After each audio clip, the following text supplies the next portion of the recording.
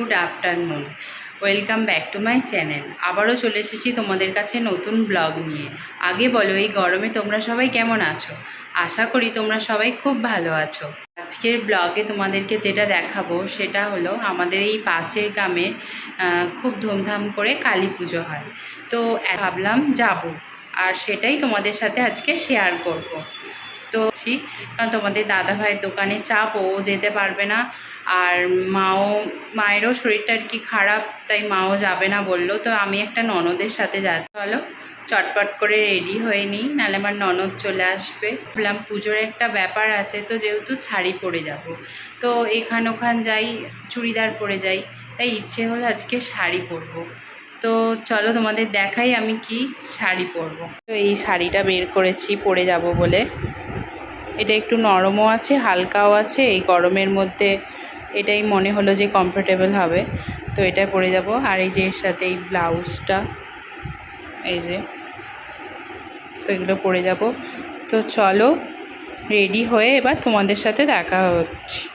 দেখো আমি এবার ফাইনালি রেডি হয়ে গেছি। তো চলো এবার নিচে যাই। আর এই দেখো এসে দেখি পূজা দিয়ে আমার জন্য দাঁড়িয়ে আছে। আজকে এত রোদ দিয়েছে যে ভালোভাবে তাকিয়ে ভিডিও করতে পারছি না। এত রোদ দিয়েছে বলেই বাপি আর ও বারণ করলো, বাবানকে নিয়ে যেও না, বাবানেরও কষ্ট হবে আর তোমাদেরও কষ্ট হবে, তাই আর বাবানকে আমি নিয়ে এলাম না। ওই যে দেখতে পাচ্ছ অনেক লোকজন দাঁড়িয়ে আছে, তো ওখানেই পুজো হচ্ছে। তো আমরা কাছাকাছি চলেই এসেছি। মাঠের একধারে পুজো হয় বলে সব লোকজন মাঠ দিয়েই যাতায়াত করে। এটা হচ্ছে শনিবারের ব্লগ, আজকে পোস্ট করছি। দেখো এবার আমরা চলে এসেছি, আর এখানে দেখো কত লোকের সমাগম, দেখো কত লোক পুজো দিতে এসেছে। দেখো শুধু এই যে বড় বট গাছটা দেখছো, এই বট গাছের নিচেই পুজো হয়। এই বট গাছের গোড়াতেই সবাই জল এনে জল ঢালে। এখানে কোনো মূর্তিতে পুজো করা হয় না, এখানে পুজো করা হয় ঘটে।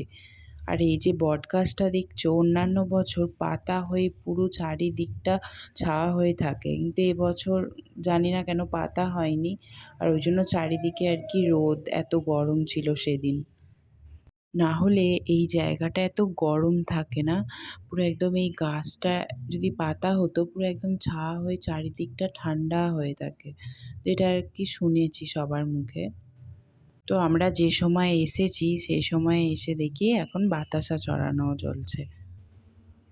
এখানে মানত করে গেলে সেটা যদি পূর্ণ হয়, লোক এখানে এসে কেজি কেজি বাতাসা ছড়ায়।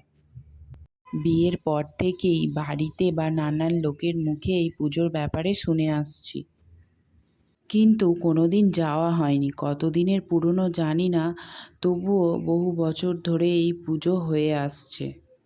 এই পুজোর নাম ঢুঁড়ের মায়ের পুজো, আর গ্রামটার নাম পরঞ্চপুর। এই মায়ের মহিমা অপার। সবাই বলে নাকি এই মা খুব জাগ্রত, তাই দেখলাম প্রচুর পুজো পড়েছে আর প্রচুর লোকের ভিড় হয়েছে। চলো তোমাদের একটু মায়ের পুকুরটা ঘুরিয়ে নিয়ে আসি। এইটা হচ্ছে মায়ের পুকুর, এই দেখো। তো তার পাশেই পূজা হচ্ছে। চলো ওদিকে একটু ঘুরে আসি, আর কি কি দোকান বসেছে সেগুলো দেখে আসি।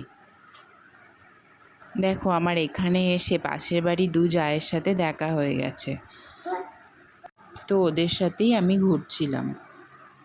এখানে দোকান বলতে বেশিরভাগ আইসক্রিম আর জল বরফের দোকান ছিল, আর একটা দুটো ফুচকার দোকান ছিল। আর তাই আমরা ভাবলাম এই গরমে একটু জল বরফ খেয়ে নিই। আর এইদিকে একটা খেলনার দোকান ছিল। তোমাদের আগেই বললাম যে ওখানে ঘটে পুজো হয়, আর একটু গ্রামের ভেতর দিকে হচ্ছে মূর্তি পুজো করা হয়। তো আমরা সেখানেই চলে এলাম। দাঁড়িয়ে দাঁড়িয়ে বোরিং হচ্ছিলাম, তাই ভাবলাম নতুন মন্দির হয়েছে, তো এসেছি যখন দেখে যাই আর তোমাদেরও দেখিয়ে নিয়ে যাই। দেখো মন্দিরের কাছে চলে এসেছি, আর এবছরে এই মন্দিরটা নতুন হয়েছে। আর কি সুন্দর, যেখানে ঠাকুর বসবে কি সুন্দর সাজানো হয়েছে দেখো। এখানে এখনও ঠাকুর আসেনি, তো রাত 12টায় যেহেতু পুজো হবে তো তখনই ঠাকুর আসবে শুনলাম। পুজো উপলক্ষে এইখানে 3 দিন ধরে সাংস্কৃতিক অনুষ্ঠান হয়। ঘুরে টুরে এসে এত জল তেষ্টা পেয়েছিল, তাই আমরা সবাই মিলে একটু আখের রস খেয়ে নিলাম। শেষে একটু আইসক্রিম খেতে খেতে বাড়ি ফিরে যাচ্ছি, তাই ভিডিওটা আর বাড়ালাম না, এখানেই শেষ করলাম। ভিডিওটা ভালো লেগে থাকলে প্লিজ লাইক, কমেন্ট ও সাবস্ক্রাইব করে আমার চ্যানেলটির পাশে থেকো। চলো টাটা, বাই, সবাই ভালো থেকো।